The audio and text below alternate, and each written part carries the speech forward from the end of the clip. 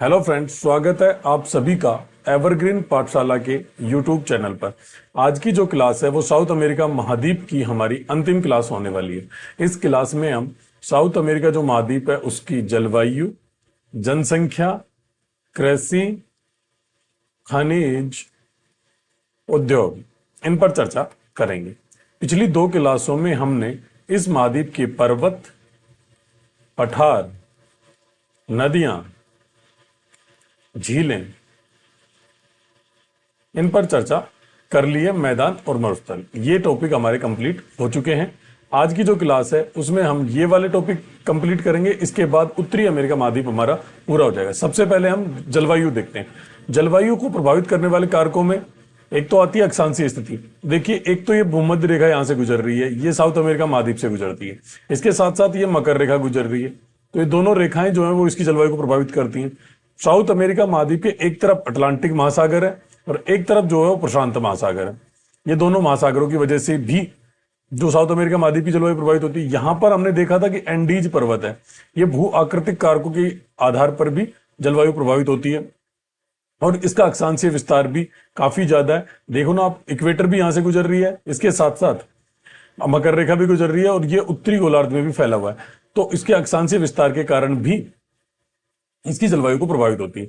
इसकी जो जलवायु है ना, इसकी जो जलवायु है वो हम देखेंगे तो जो इसकी जलवायु है, ये इक्वेटर जो जहां से गुजर रही है ना, यहां पर अमेजन नदी बहती है और यहीं पर भूमध्य रेखीय वन पाए जाते हैं। अमेजन वर्षावन या भूमध्य रेखीय वर्षावन पाए जाते हैं। तो इस क्षेत्र की जो जलवायु है ना, ये भूमध्य रेखा के आसपास की ये जो जलवायु है, ये इसका जो वर्ष भर टेम्परेचर है वो 26 डिग्री सेंटीग्रेड से अधिक रहता है तथा यहाँ पर 200 सेंटीमीटर जो वर्षा है ना, उससे अधिक वर्षा यहाँ प्राप्त होती है। तो ये जो यहाँ की जलवायु है ना, ये मानव आवास के लिए अनुकूल नहीं है, ये मानव जीवन के अनुकूल नहीं होती है। इसलिए यहाँ पर बहुत कम लोग रहते हैं। लगभग जो ब्राजील की जनसंख्या है या उसमें केवल 2% लोग ही इस एरिया में निवास करते हैं। इसके बाद अगले पेज पर हम चलते हैं।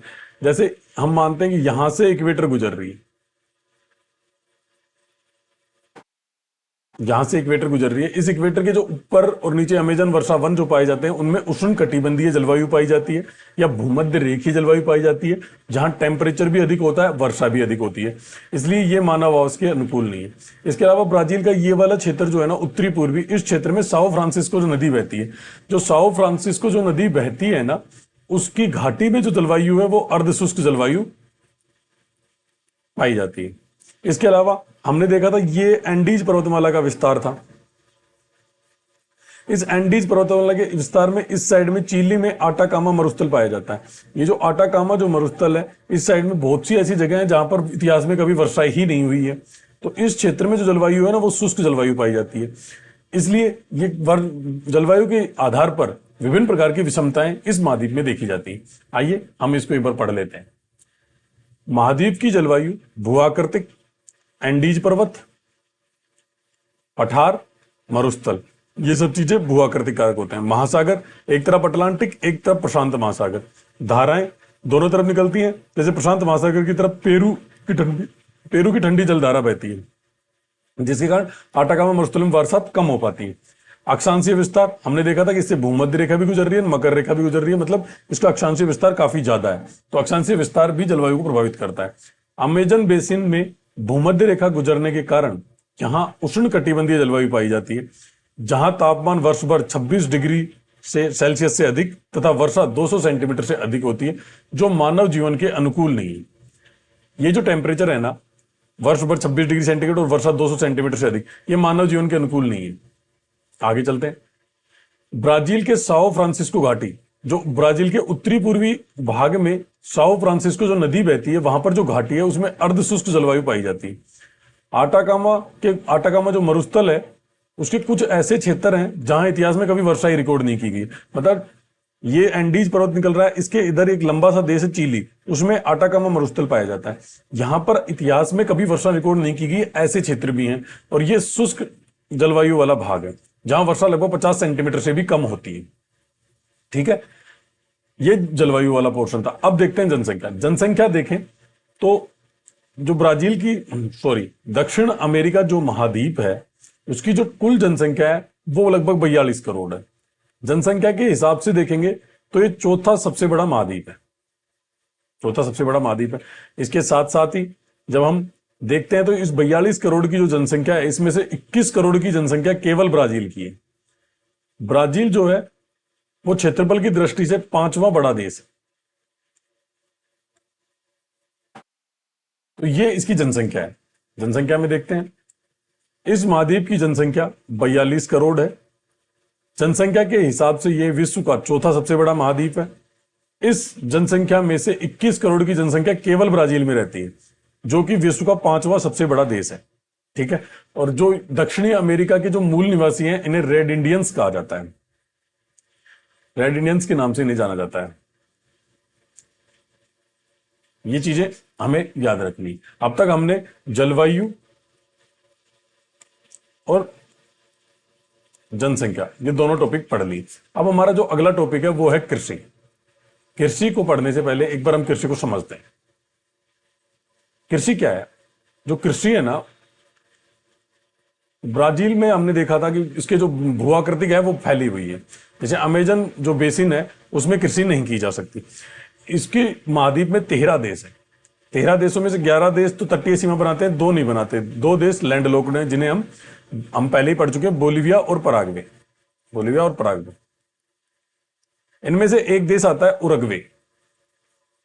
इस उरुग्वे देश की जो भूमि है ना, उसका 82% भाग जो है वो कृषि के लिए उपयोगी है। तो उरुग्वे ही सबसे ज्यादा कृषि उपयुक्त भूमि रखने वाला देश है साउथ अमेरिका महाद्वीप का। ठीक है। इसके बाद हम देखते हैं, सबसे पहले हम गेहूं के उत्पादन पे बात करते हैं। गेहूं का जो सर्वाधिक उत्पादन है साउथ अमेरिका महाद्वीप में, गेहूं का जो सर्वाधिक उत्पादन है ना, वो अर्जेंटीना के द्वारा किया जाता है। अर्जेंटीना करता है। ठीक है। अर्जेंटीना जो है ना, अर्जेंटीना में हमने पढ़ा है कि इसमें पंपास के मैदान पाए जाते हैं। पंपास घास के मैदान जो हैं, जो शीतोष्ण कटिबंधीय घास के मैदान है, वो पाए जाते हैं। इसके अलावा ग्रान चाको घास के मैदान भी पाए जाते हैं। लेकिन अभी हमारा जो गेहूं में जो मुख्य बात है वो पंपास। पंपास में एक 800 किलोमीटर की पेटी पाई जाती है, जो कि गेहूं उत्पादन के लिए जानी जाती है। गेहूं उत्पादन के लिए पेटी जानी जाती है। अर्जेंटीना जो है ना, वो अपने द्वारा उत्पादित जितना गेहूं है, मान लिया कि इसने 100% गेहूं उत्पादित किया अपना, तो इसमें से जो 40% गेहूं है वो ये निर्यात कर देता है। निर्यात कर देता है। इसलिए जो अर्जेंटीना है ना, ये विश्व के प्रमुख गेहूं निर्यातक देशों में शामिल है।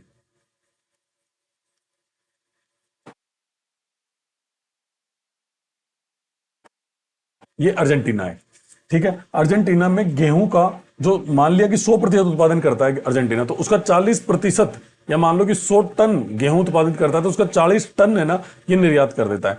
और विश्व में प्रमुख गेहूं निर्यातक देशों में ये शामिल है अर्जेंटीना। और घास के मैदान पंपास हैं, जो कि शीतोष्ण कटिबंधीय घास के मैदान है, उसमें 800 किलोमीटर की पेटी है, जो कि गेहूं उत्पादन के लिए जानी जाती है। ठीक है। ये गेहूं था। इसके अलावा अब हम पशुपालन की बात करते हैं।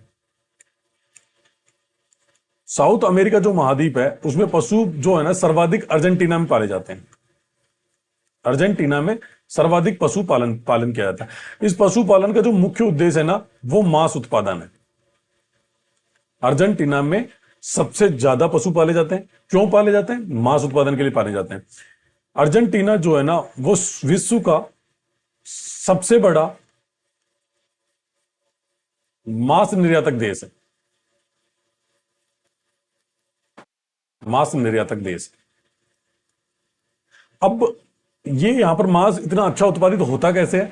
तो इसका मुख्य कारण है कि अर्जेंटीना में पंपास शीतोष्ण कटिबंधीय घास के मैदान और ग्रान चाको उष्ण कटिबंधीय घास के मैदान यहां पाए जाते हैं। इन दोनों जो घास के मैदान है, यहां पर अल्फाफा नामक घास पाई जाती है।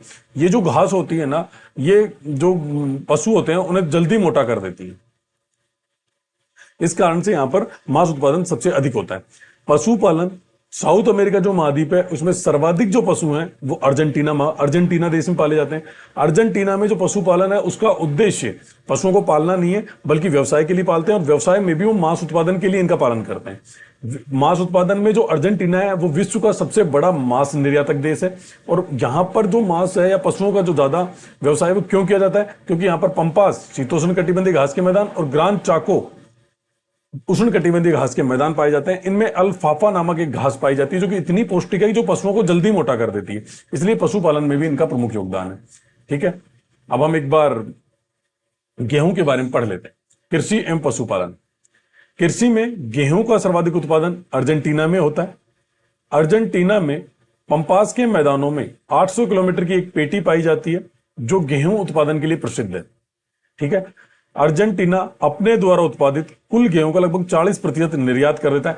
अभी मैंने बताया था कि मान लो कि 100 टन उत्पादित करता है तो इसमें से ये 40 टन का निर्यात कर देता है। तो ये 40 टन का जो निर्यात करता है, ये जो निर्यात करने के जो 40 टन है, इसी के कारण ये विश्व के प्रमुख गेहूं निर्यातक देशों में शामिल हो जाता है, जिसके कारण ये विश्व के प्रमुख गेहूं निर्यातक देशों में से एक है। ठीक है, ये तो हो गई गेहूं की बात। अब हमने पढ़ा था कि जो दक्षिण अमेरिका महाद्वीप है उसमें सर्वाधिक पशु भी अर्जेंटीना में ही पाले जाते हैं। तो दक्षिण अमेरिका जो महाद्वीप है उसमें सर्वाधिक पशु भी अर्जेंटीना में पाले जाते हैं। पशुपालन का जो मुख्य उद्देश्य है वो मांस का उत्पादन करना है। विश्व में मांस का सर्वाधिक निर्यात अर्जेंटीना से ही होता है। अब यहां पर ये मांस का उत्पादन क्यों होता है? क्योंकि जो पशु है ना, उनको खाने के लिए यहां पंपास और जो ग्रान चाको घास के मैदान है उनमें अल्फाफा नामक घास पाई जाती है। अल्फाफा, ये जब घास पशु खाते हैं तो वो जल्दी मोटे हो जाते हैं। इसके कारण विश्व में मांस का सर्वाधिक निर्यात यहीं से होता है और यहां सबसे ज्यादा पशु पाले जाते हैं। ठीक है, इसके बाद अब अगली बात हम करते हैं कॉफी की। कॉफी जो है ना, वो विश्व की लगभग 70% जो कॉफी है, इसका जो उत्पादन है ना, वो साउथ अमेरिका महाद्वीप में किया जाता है। साउथ अमेरिका और ब्राजील जो है ना, वो विश्व का सबसे बड़ा कॉफी उत्पादक देश है। ब्राजील विश्व का सबसे बड़ा कॉफी उत्पादक देश। अब इसके कुछ क्षेत्र हैं जहां पर कॉफी का उत्पादन किया जाता है। इसके कुछ राज्य हैं जिसमें साओ पोलो, मिनास और गिरास, ये कुछ राज्य हैं जो कि कॉफी उत्पादन के लिए जाने जाते हैं। ठीक है, साओ पोलो जो है ना, ये विश्व में सबसे अधिक प्रसिद्ध है कॉफी उत्पादन के लिए। साओ पालो जो राज्य है, इसका एक सेंटोस बंदरगाह है। सांटास बंदरगाह है जो कि विश्व का सबसे बड़ा कॉफी निर्यातक बंदरगाह है, या सर्वाधिक सबसे बड़ा कॉफी निर्यातक बंदरगाह है। ठीक है, इसलिए इसे विश्व का कॉफी बंदरगाह कहते हैं।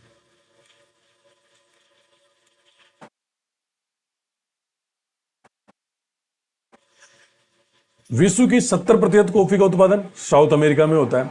ब्राजील विश्व का सबसे बड़ा कॉफी उत्पादक देश है। ब्राजील के साओ पोलो, मिनास और गिरास जो राज्य हैं वो कॉफी उत्पादन के लिए जाने जाते हैं। साओ पोलो कॉफी उत्पादन के लिए विश्व प्रसिद्ध है और साओ पोलो राज्य में एक सेंटोस बंदरगाह है जो कि विश्व का सबसे बड़ा कॉफी निर्यातक बंदरगाह है। वहां से सर्वाधिक कॉफी का निर्यात किया जाता है, इसलिए सेंटोस बंदरगाह को कॉफी बंदरगाह के नाम से जाना जाता है।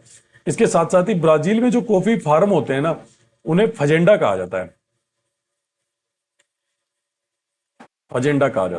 इसके साथ साथ कोलंबिया जो है ना, वो इसके बाद कॉफी का उत्पादक देश है साउथ अमेरिका महाद्वीप का। तो जो कोलंबिया जो है ना, उस कोलंबिया में जो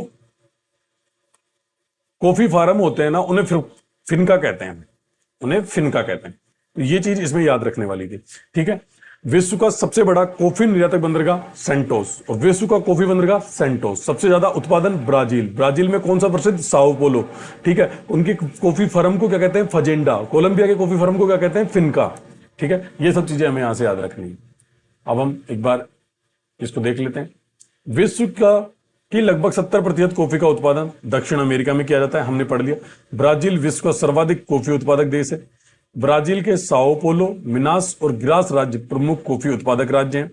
साओ पोलो विश्व में कॉफी उत्पादन के लिए प्रसिद्ध है। इस राज्य का सांटोस बंदरगाह, वहां से सर्वाधिक कॉफी का निर्यात किया जाता है, जिसके कारण इसे विश्व का कॉफी बंदरगाह कहते हैं। ब्राजील के कॉफी फार्म होते हैं, उन्हें फजेंडा कहा जाता है। ठीक है, इसके अलावा इसमें एक लाइन आप ऐड कर लेना कि कोलंबिया का जो कॉफी फार्म है वो फिनका कहलाता है। कॉफी फार्म फिनका कहलाता है। ये लाइन आप इसमें ऐड कर लेना, मेरे से छूट गई तो आप इसको ऐड कर लेना। इसके बाद गन्ने पे आते हैं। विश्व का लगभग 33% गन्ना केवल ब्राजील में उत्पादित किया जाता है। 33% गन्ना केवल ब्राजील में उत्पादित किया जाता है। गन्ना उत्पादन में ब्राजील विश्व का सबसे बड़ा देश है। ठीक है, कॉफी में भी सबसे बड़ा, और कॉफी में सबसे बड़ा है ही, और साथ साथ गन्ने में भी सबसे बड़ा ब्राजील है। रबड़ जो है ना, रबड़ जो मूल रूप से जो पौधा है वो अमेजन बेसिन का है। अमेजन वर्षा वन जो अपन ने पढ़े थे, उन अमेजन वर्षा वनों में ही मूल रूप से रबड़ का पौधा पाया जाता है। तो रबड़ के पौधा जो है ना अमेजन रूप बेसिन है, यहां पर ये प्राकृतिक रूप से भी होता है, मतलब इस अमेजन बेसिन में अपने आप भी उगता है रबड़, और यहां पर रबड़ की खेती भी की जाती है। ये थी कृषि और पशुपालन। कृषि और पशुपालन में हमने देखा गेहूं, अर्जेंटीना, ठीक है। फिर हमने देखा कॉफी, कॉफी में हमने देखा ब्राजील और कोलंबिया, ब्राजील और कोलंबिया। फिर हमने देखा गन्ना, गन्ना में फिर ब्राजील, ब्राजील। और रबड़ के बारे में हमने देखा कि रबड़ जो मूल रूप से पौधा है वो अमेजन बेसिन का है। तो ये मुख्य मुख्य इनकी कृषि के बारे में बातें हो गई। अब हम बात करते हैं इनके तंबाकू बच गई। तंबाकू, ब्राजील विश्व का दूसरा सबसे बड़ा उत्पादक देश है तंबाकू का। अब देखो, सबसे बड़ा कॉफी का ब्राजील प्रथम सबसे बड़ा उत्पादक, फिर आता है गन्ना, गन्ना का दूसरा गन्ना का भी प्रथम सबसे बड़ा, और फिर आती है तंबाकू। तंबाकू का जो है ये दूसरा सबसे बड़ा उत्पादक देश है। कोलंबिया व अर्जेंटीना में भी तंबाकू का उत्पादन किया जाता है, ये बात आपको याद रखनी। इसमें हमने 5 फसलें देखी। गेहूं अर्जेंटीना में, अर्जेंटीना में। फिर हमने देखी कॉफी, तो कॉफी जो है वो हमने देखी ब्राजील में। इनके जो कॉफी फार्म थे वो फजेंडा कहलाए, फजेंडा। और इसके साथ जो है कोलंबिया के जो कॉफी फार्म थे वो फिनका कहलाए। फिर हमने देखा गन्ना, गन्ना भी ब्राजील में। फिर हमने देखा रबड़ जो मूल रूप से अमेजन बेसिन का पौधा है। और फिर हमने देखा तंबाकू, तो तंबाकू का जो उत्पादन है वो भी ब्राजील में ही किया जाता है। ये चीजें हमने कृषि में पढ़ी। अब अगली जो क्लास है उसमें हम देखेंगे अब खनिज। खनिज में देखेंगे तो एंडीज जो पर्वतमाला है वो खनिज संपदा से संपन्न पर्वत है। ठीक है, सोना पेरू, इक्वेडोर, कोलंबिया, चांदी बोलिविया, पेरू, तांबा चिली और पेरू। ठीक है, एक बार हम मैप पर चलते हैं, वहां ये सही ढंग समझ में आए।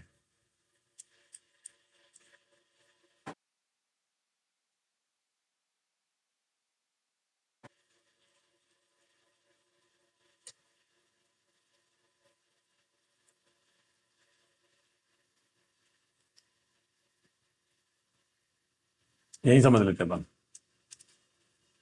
खनिज, एंडीज जो पर्वतमाला है जो साउथ अमेरिका महाद्वीप में ऐसे फैली हुई है, ये खनिज संपदा की दृष्टि से संपन्न पर्वत है। इसमें जो सोना है ना, सोना पेरू यहां पर है, इक्वेडोर यहां पर है, और कोलंबिया यहां पर है। ये जो सर्किल है ना, इसमें सोना का उत्पादन होता है। ठीक है, फिर आता है बोलिविया और पेरू में चांदी।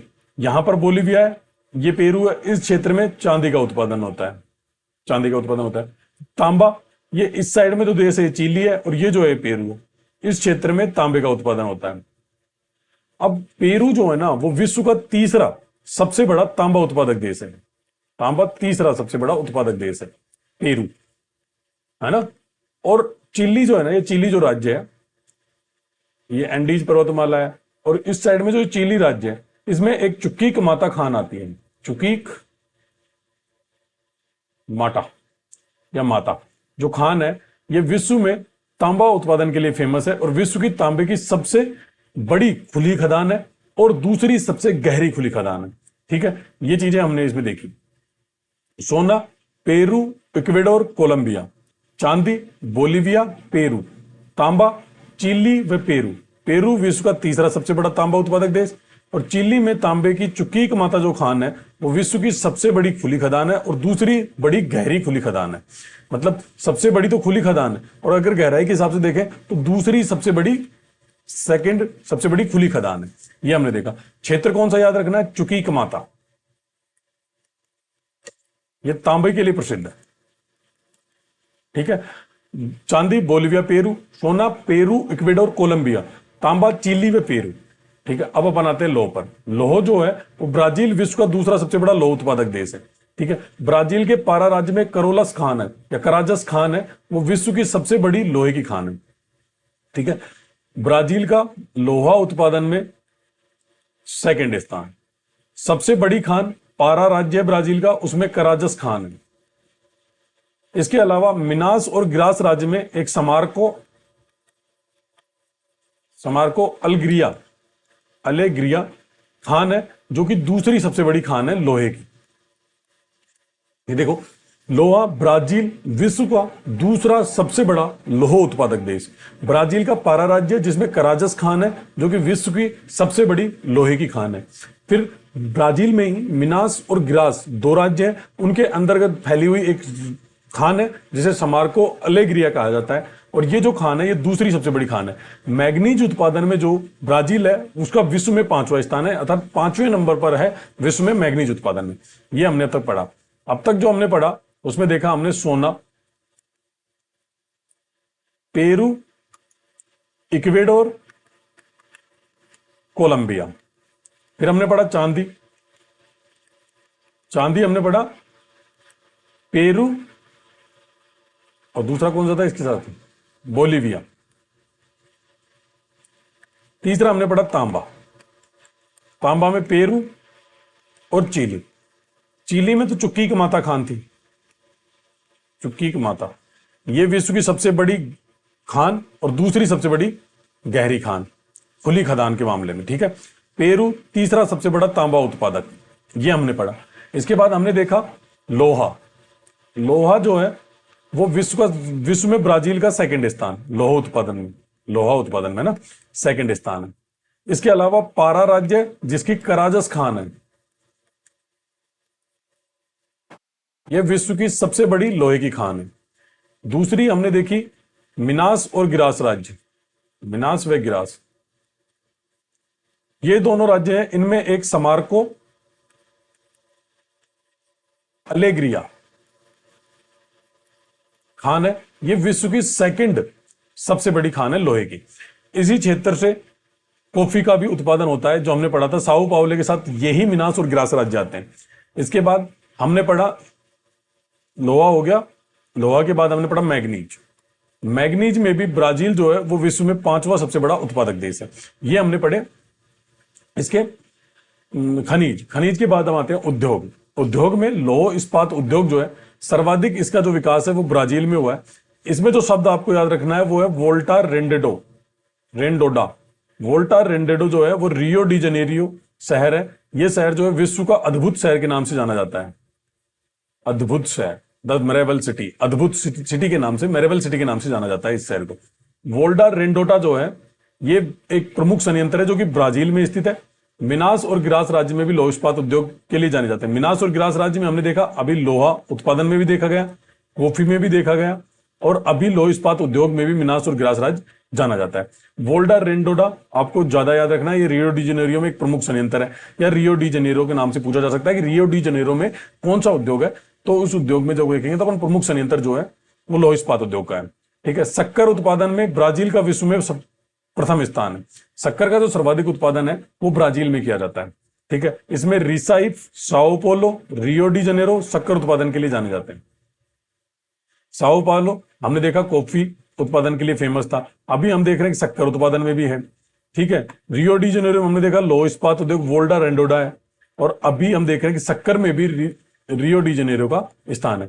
रीसा इफ, इसमें ज्यादा याद रखने वाला, रीसा इफ नाम लिखा आ जाएगा तो आपको पता होना चाहिए कि रीसा इफ जो है ये चीनी या शक्कर उत्पादन के लिए प्रसिद्ध है, या शक्कर उद्योग के लिए प्रसिद्ध है, ठीक है, रीसा इफ। इसके बाद आगे चलते हैं। कोको, बाहिया राज्य ब्राजील। कोको जैसे चॉकलेट वगैरह बनाने के लिए काम में आता है, चॉकलेट और पेय पदार्थ बनाने के काम में आता है ये, ठीक है। ये बाहिया राज्य ब्राजील में पाया जाता है, ठीक है। इसके बाद आगे चलते हैं। वस्त्र उद्योग रियो डी जनेरियो में हमने पढ़े अभी तक।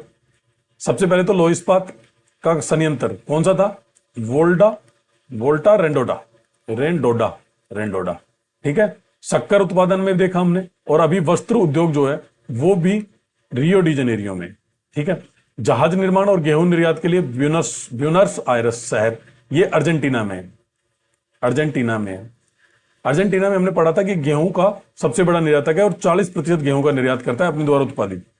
ला प्लाटा जो है यहां पर एयरक्राफ्ट, हवाई जहाज और लौह इस्पात उद्योग के लिए ला प्लाटा जाना जाता है, ये भी अर्जेंटीना में। तो इस तरीके से हमारे उद्योग समाप्त होते हैं।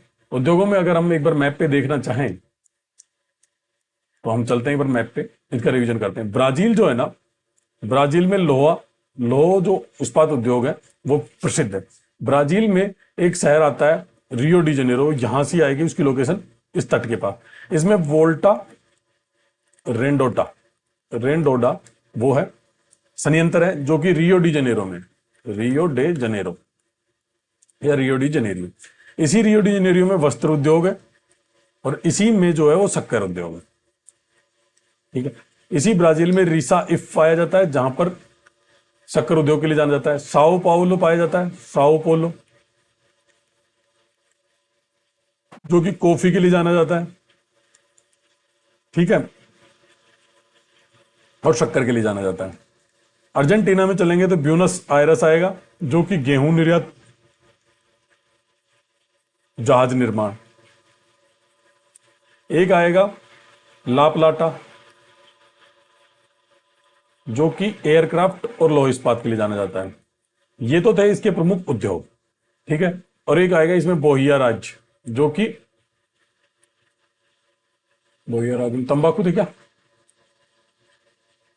नहीं, बोहिया राज्य में तंबाकू नहीं थी। क्या था बोहिया राज्य में? कोको, बाहिया राज्य कोको पाया जाता था। ठीक है, ये था आज की हमारी क्लास जिसमें हमने दक्षिण अमेरिका महाद्वीप की जलवायु, जनसंख्या और इन सभी टॉपिकों पर कंप्लीट चर्चा कर ली है। अगली क्लास में हम नए महाद्वीप के साथ मिलेंगे। वर्ल्ड ज्योग्राफी की इस सीरीज में हमने उत्तरी अमेरिका महाद्वीप और साउथ अमेरिका महाद्वीप इन दोनों पर चर्चा कंप्लीट कर ली है। ठीक है, इन दोनों के व्यापक भौतिक विशेषताओं वाला पोर्शन और दूसरा औद्योगिक प्रदेश वाला भाग हमने पूरा कर लिया। थैंक यू, धन्यवाद। यदि वीडियो पसंद आई हो तो लाइक और सब्सक्राइब करना ना भूलें, और यदि कोई चीज समझ नहीं आई हो तो आप मुझे कमेंट बॉक्स में बता सकते हैं। मैं अगले वीडियो में उस डाउट को क्लियर कर दूंगा। आप अपने कुछ सजेशंस देना चाहते हैं कि मुझे क्या सुधार करने की जरूरत है तो वो भी आप मुझे बता सकते हैं। मैं वो सजेशंस की कोशिश करूंगा कि मैं आपके अकॉर्डिंग उनको कर पाऊं। थैंक यू, धन्यवाद।